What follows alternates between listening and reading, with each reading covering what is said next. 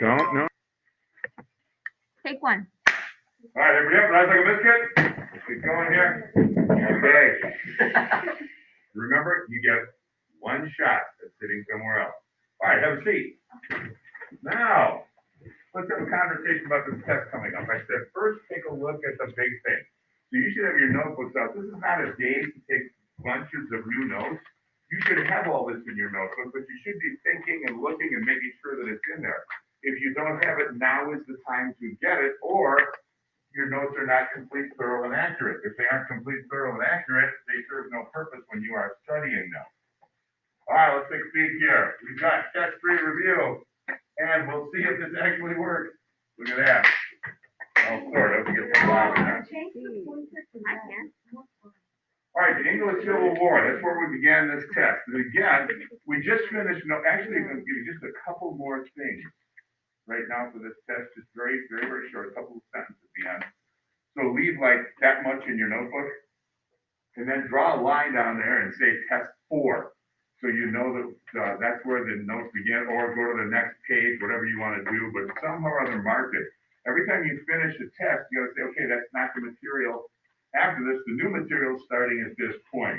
All right. Remember, James I was the guy who argued with the Puritans. They disliked each other. He started to persecute them, not prosecute, persecute. That's kind of like picked on them. He put some in jail. He actually hanged some. He fined them. He took away their property. Well, they disliked each other, but at this point in time, the separatists, not the Puritans, that's somebody else. They wanted to stay in the Church of England. The guys who wanted to separate, this is when they went to Holland, and that didn't work out. Then they went over to the northern part of Virginia, which they renamed, they got a separate colony charter for, and that became Massachusetts, our second colony. Well, the Puritans were being picked on also, and 20,000 of them made their move over to the New World.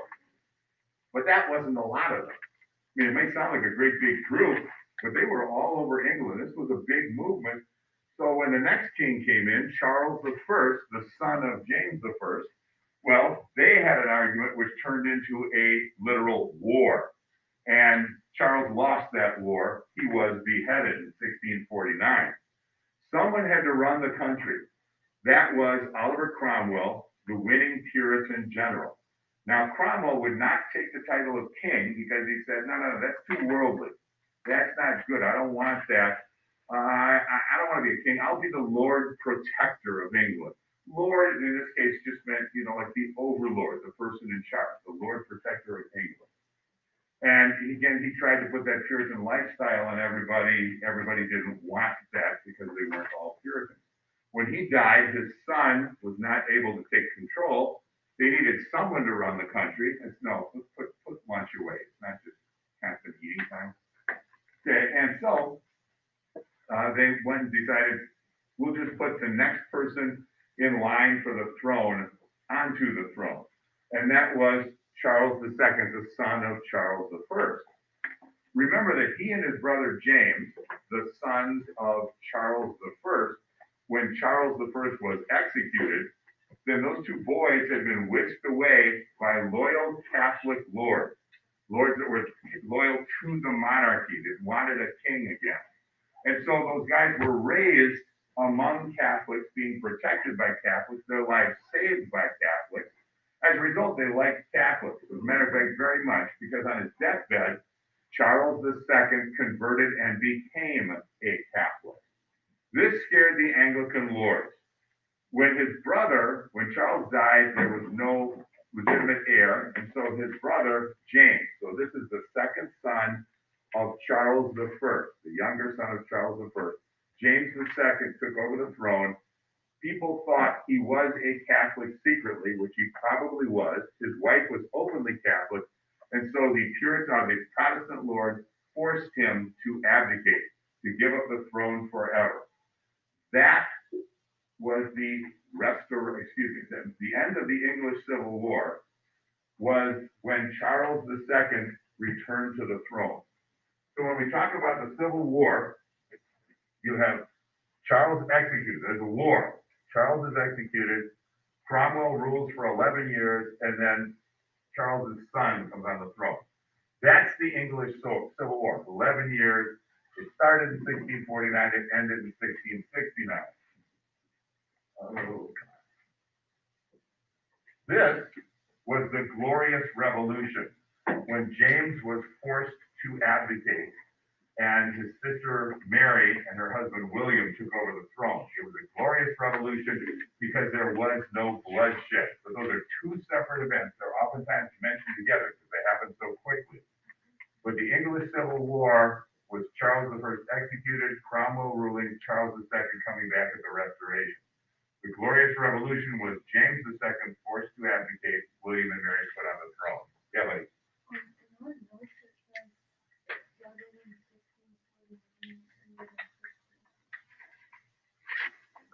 That's what I just said.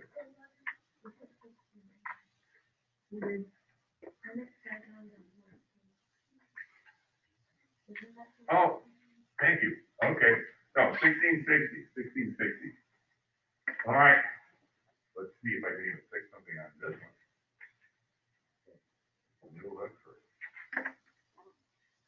Okay, that's really nice.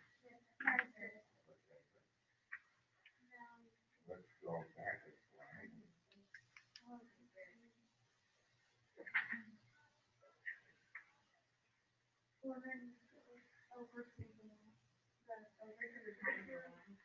Over to what?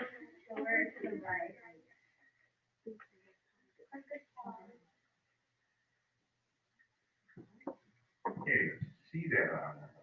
Oh, really? Come on now. I gotta be able to see better than that.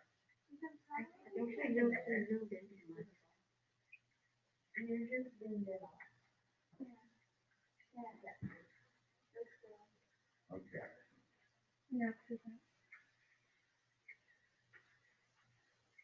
Okay. Do I go?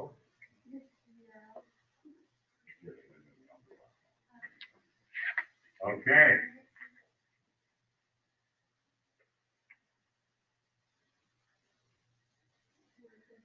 All right, we're back in business. Thank you for catching that moment. Okay, cool. So we've got the English Civil War, the Glorious Revolution. Remember, William and Mary did come back on the throne, but they had to agree to a couple of things. They had to agree to change from their current Protestant religion, which was Dutch Reformed, you don't need to know that, to become members of the Church of England, because as king and queen, they would be leaders of the Church of England. And they came over, the other thing they did was they permanently gave regular English folks the same rights that the Lords received with the Magna Carta. All right. We talked about the colony of Pennsylvania. Come on, Riley, look excited. The colony of Pennsylvania. And we said, dun, dun, dun, it was made for Quakers by William Penn. William Penn, if you remember, his father had brought him to court. They had that embarrassing little business where he shook the king's hand.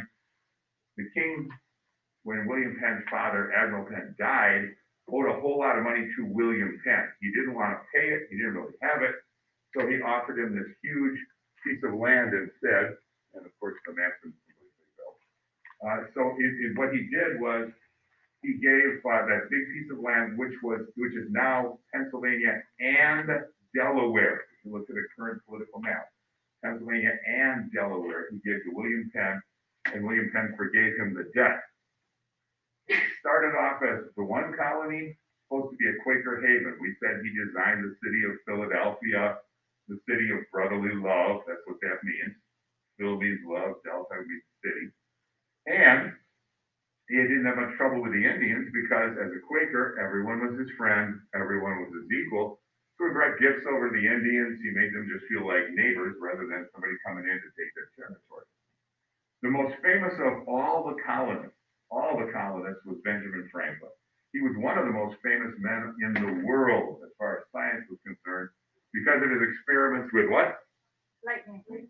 Yeah, electricity. He had done some incredible experiments, and anybody who was anywhere near the cutting edge of science would have read them.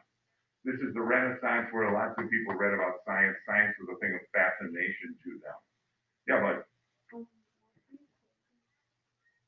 Benjamin Franklin, no, he was not. He was what we call a deist. He believed in God, but he didn't belong to any church. Nope. But it was a good question because he's in Pennsylvania. All right. Ben Franklin, we said he was a number of things. He's a Renaissance man, a Renaissance woman, a Renaissance person, but he was a Renaissance man. That means he was good, knowledgeable in many different areas.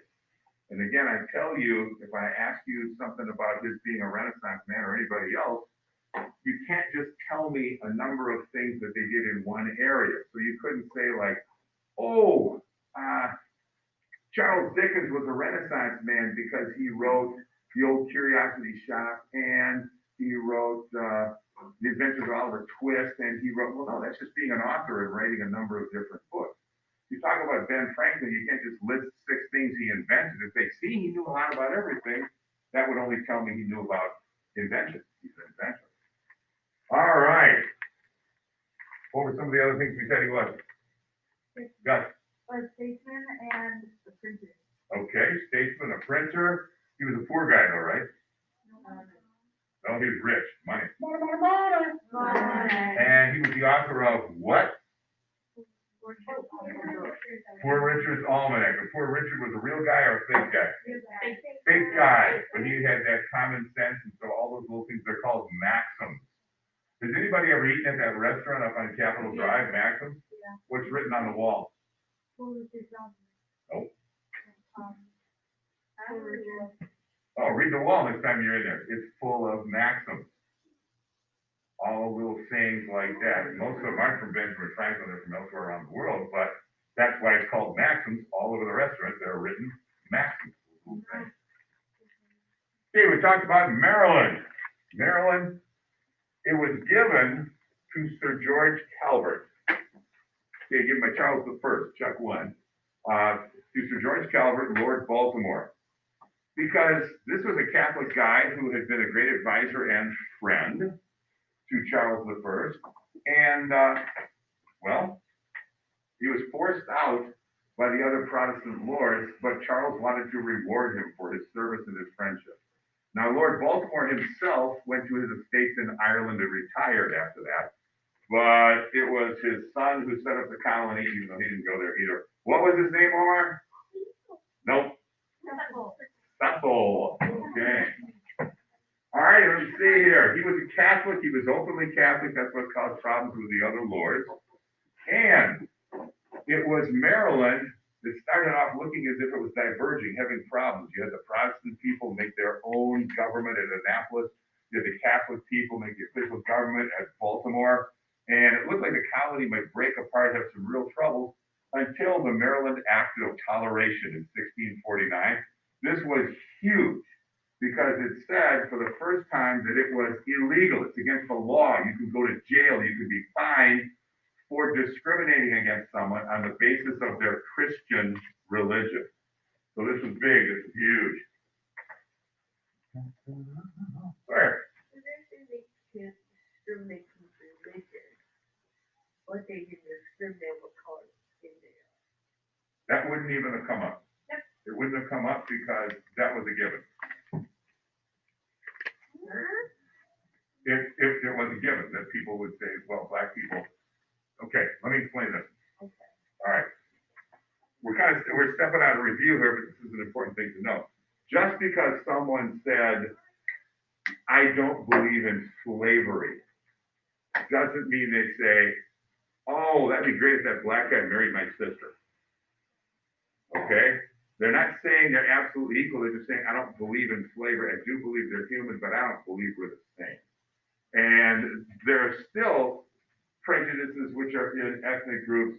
Okay, statistically, figure this one out, all right? If you have an Indian background, go home and tell your mom you've fallen in love with the most lovely white girl. No, not gonna happen.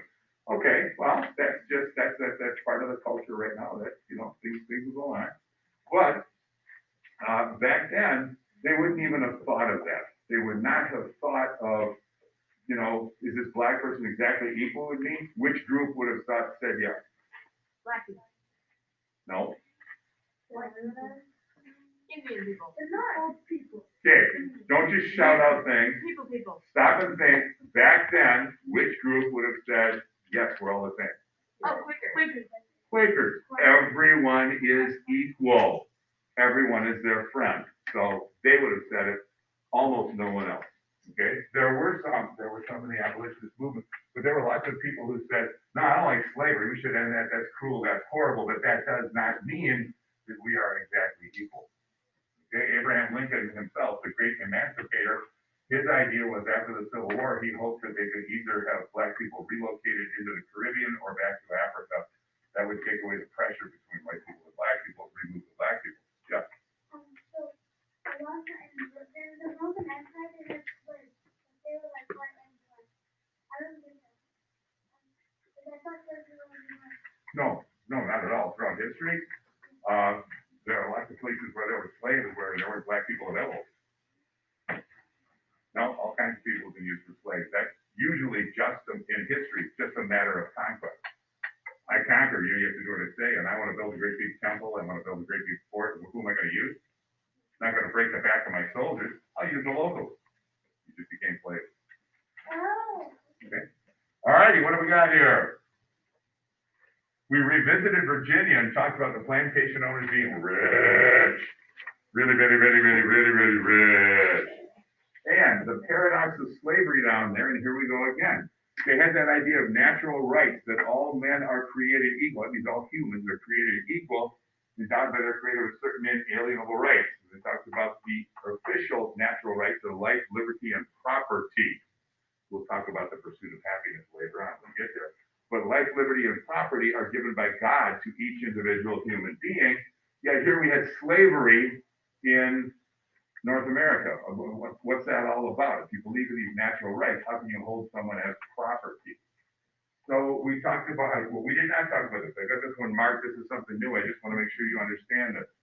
Hold on that map I don't have again. Okay. You have the coast. No, that's all right. You have the coast going under Florida, and you have the Appalachian Mountains. Okay, here you go. Appalachian Mountains. And these people come in, they come into Virginia, wherever, Massachusetts. Well, down in Virginia, they're trying to move inland, but you got the Appalachian Mountains here, which means the water flows down to the coast, out of the mountains and down to the coast. Well, when they went in and built their plantations and grew their tobacco or their cotton or their rice or whatever they were growing, and they wanted to get it to market, which meant getting it to Europe, the easiest way to do that was to just ship it down a river, because all the rivers were flowing in the right direction to get it to the coast. So where did they build their plantations? Along rivers. So they became very spread out because they didn't build all those roads. They could trek down the rivers. That was their highway system. So the population became quite spread out in Virginia. All right, what else have we got here? We talked about the Carolinas. And eventually, North Carolina and South Carolina split. We got to be aware of that they became the 11th and 12th colonies. The Carolinas split. They were originally planned as one, and the 8 lords that had them as a proprietorship had big ideas for them, which didn't work. The big city, one of the great port cities in North America, Charleston, what's all that? Charleston, yes. Okay, well, Charleston meant the population went down south in what's now South Carolina. Then you had those Methodists and Baptists leaving Anglican Virginia to go down, and they formed a line of towns across the north central part of what's now North Carolina. So you got a population down here and a population up here. They grew into 2 different peoples. They separated, became North and South Carolina. And they were amazingly tolerant. Yes, we know as far as African Americans are concerned, they couldn't be any less tolerant. They used them as slaves. But we've mentioned the Jews, the Scots, the Huguenots, they were much more welcoming than in some other places. Sawyer. They split because they were so separated, they had different economies.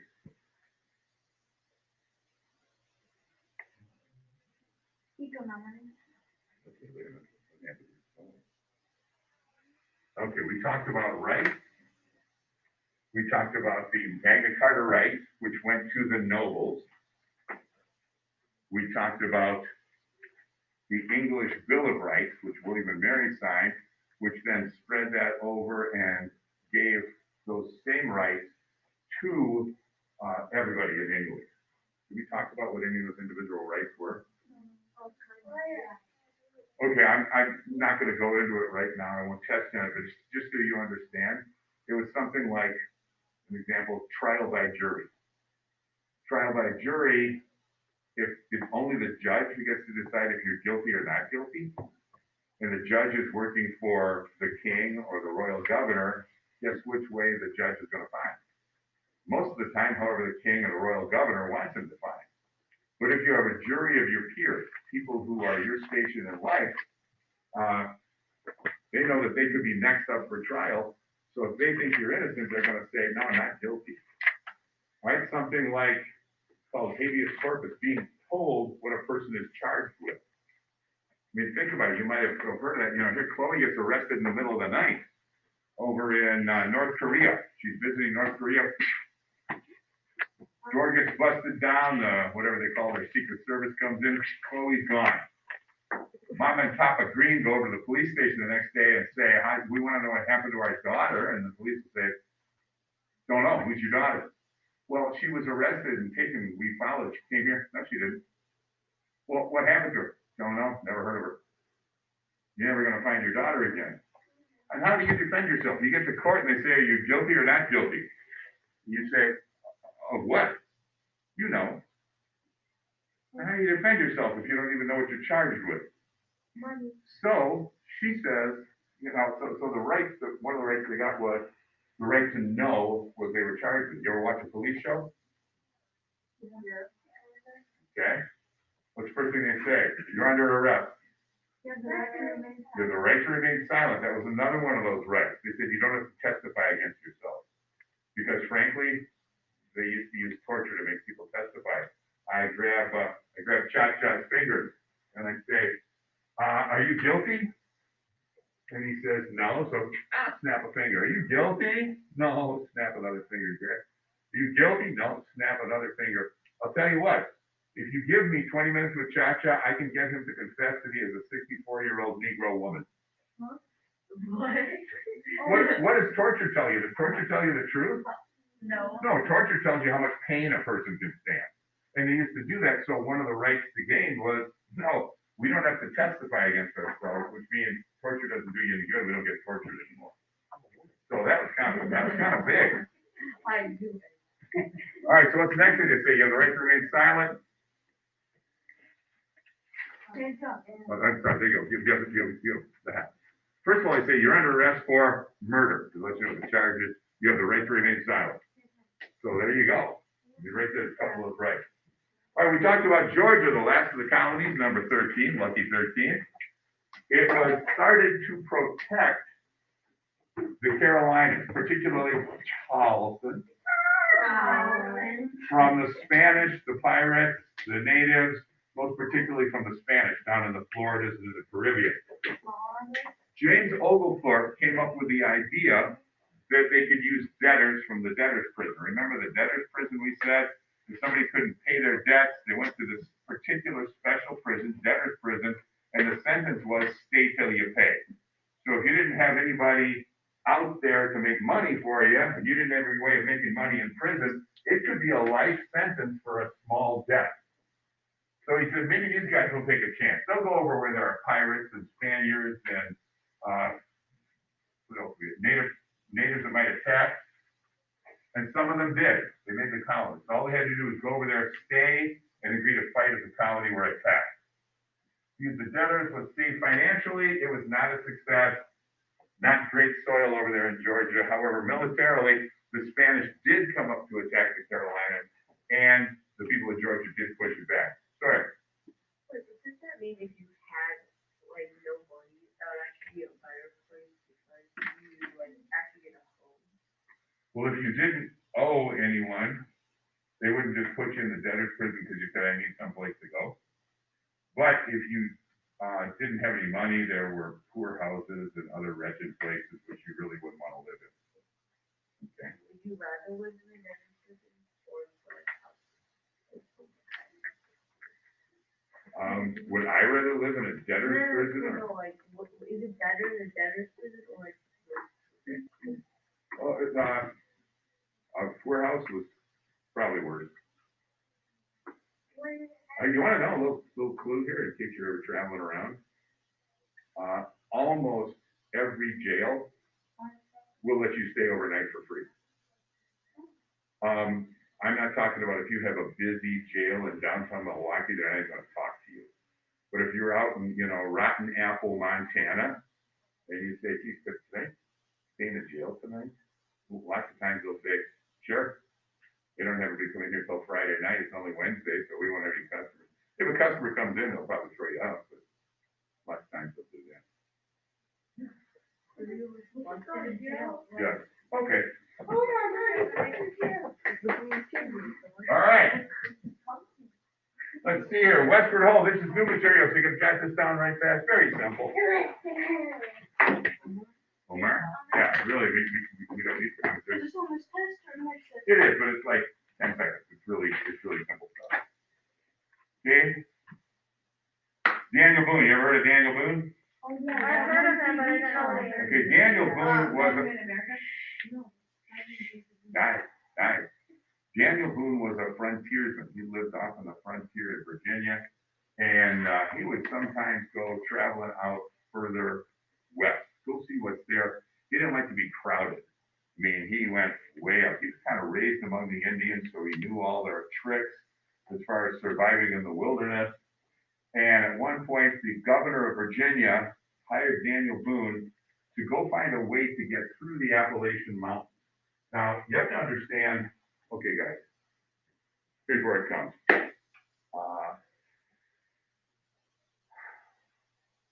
When you have a bunch of guys go over the mountain into the wilderness, you do not have civilization.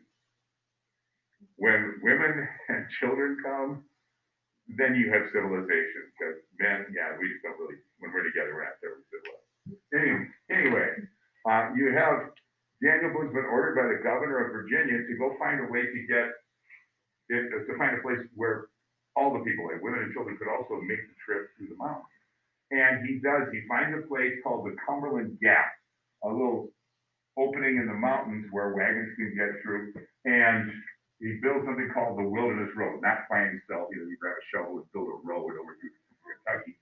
But he does, under the supervision of the governor, he directs the building of the Wilderness Road.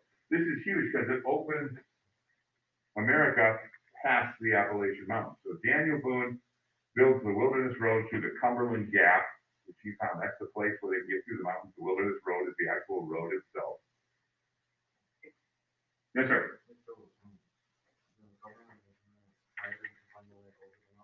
Yep. Yep, they wanted to get westward, and over the mountains from Virginia is Kentucky. The Indy was called Kentucky. And one of the first towns to get to is Boonesboro, which he started. Yes. Yeah, can you just drive over the, not, the full Appalachian Mountains and not Cumberland Gap? Now? Oh, yeah. There's all kinds of bridges and roads and mountains and tunnels and things like that. All right. But here's the kicker.